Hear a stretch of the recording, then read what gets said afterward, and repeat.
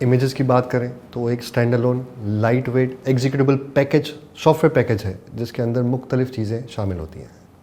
उस पैकेज के अंदर उस एप्लीकेशन का कोड, उसके रन टाइम लाइब्रेरीज़, उसकी कॉन्फ़िगरेशन फाइल्स और मुख्तलिफ़ किस्म की चीज़ें जो उस एप्लीकेशन को चलाने के लिए बहुत ज़रूरी है। उस इमेज को जब हम डॉकर इंजन के थ्रू चलाते हैं तो उसे हम कंटेनर कहते हैं। जितनी भी सारी चीज़ें हमने लिस्ट की जो उस पैकेज के अंदर होती हैं वो लेयर्स फॉर्मेट में एक दूसरे के ऊपर स्टैक हुई भी होती हैं और हमें वो इमेज एक पैकेज के तौर पे नज़र आती है।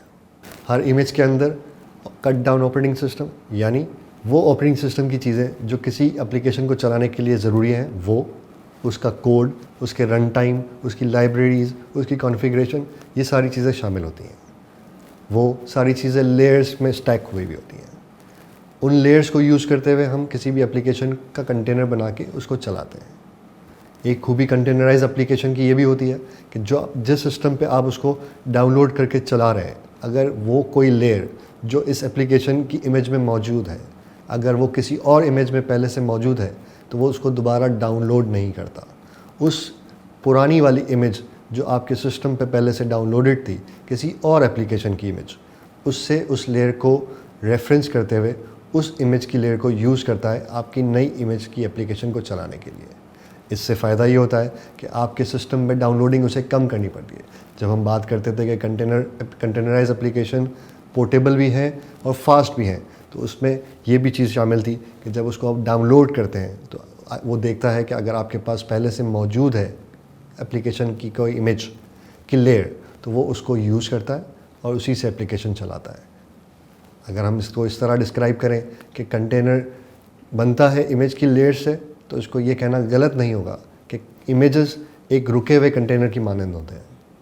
इसके अलावा हम किसी भी चलते हुए कंटेनर से दोबारा इमेज को भी बना सकते हैं। यानी इमेज से हमने कंटेनर बनाया और अगर हमारे पास कंटेनर मौजूद है जो चल रहा है, उससे अगर हम चाहें तो दोबारा इमेज भी बना सकते हैं। जब हम किसी इमेज से कंटेनर को चलाते हैं तो वो आपस में एक दूसरे के साथ डिपेंडेंट हो जाते हैं। यानी कि जब तक कंटेनर चल रहा है, जब तक हमने उस इमेज से जितने भी चाहे कंटेनर बनाए, जब तक आखिरी कंटेनर चल रहा होगा, आप उस इमेज को सिस्टम से डिलीट नहीं कर सकते। अगर आपने किसी इमेज को डिलीट करना है तो सबसे पहले सारे कंटेनर्स जो उस इमेज से बनाए गए थे उसको रोकना होगा, उसको डिलीट करना होगा, उसको रिमूव करना होगा, उसके बाद ही आप उस इमेज को डिलीट कर सकते हैं। कंटेनराइज एप्लीकेशन कंटेनर्स का काम सिर्फ यही है कि वो एप्लीकेशन को चलाएगा। हमने ये भी जिक्र किया कि इमेजेस के अंदर कट डाउन ऑपरेटिंग सिस्टम यानी उतनी ही ज़रूरत की चीज़ें किसी ऑपरेटिंग सिस्टम की जो उस एप्लीकेशन को चलाने के लिए ज़रूरी हैं वो शामिल होती हैं। हमने ये भी सुना कि कंटेनर लाइट वेट भी होते हैं और वो फास्ट भी होते हैं। किस तरह? अगर लिनक्स के बेसिक चीज़ों की ज़रूरत है तो हमारे पास एक अल्पाइन डॉकर इमेज मौजूद है जिसकी अगर टोटल साइज़ देखा जाए तो वो 4 MB है। यानी हमारे पास अल्पाइन एक ऐसा लिनक्स ऑपरेटिंग सिस्टम है जिसमें वो बेसिक चीज़ें हैं जो किसी एप्लीकेशन को चलाने के लिए काफ़ी हो सकती हैं। इसके अलावा हमारे जो ऑपरेटिंग सिस्टम जो हमने इंस्टॉल किए हुए हैं अपने सिस्टम्स पे, उबंटू की बात की जाए तो उबंटू की इमेज भी 120 MB की होती है जो हम किसी एप्लीकेशन की इमेज बनाने में उसको यूज़ कर सकते हैं। अगर टेक्निकली देखा जाए तो उबंटू जब हम डाउनलोड करते हैं तो उसकी साइज़ 120 MB नहीं, बहुत बड़ी होती है। पर चूँकि हमारी एप्लीकेशन को चलाने के लिए हमें बहुत सारी चीज़ों की ज़रूरत नहीं, फॉर एग्ज़ाम्पल GUI जिसके थ्रू हम ग्राफिकल यूज़र इंटरफेस के थ्रू उबंटू यूज़ करते हैं, हमें किसी भी एप्लीकेशन कंटेनराइज एप्लीकेशन को चलाने के लिए उसकी ज़रूरत नहीं। तो वो कट डाउन होते होते वो उबंटू की इमेज 120 MB की रह जाती है। यानी हमारी जिस इमेज में उबंटू की वो या अल्पाइन की इमेज यूज़ हुई हुई है वो कम, छोटी और लाइट वेट और फास्ट भी होगी।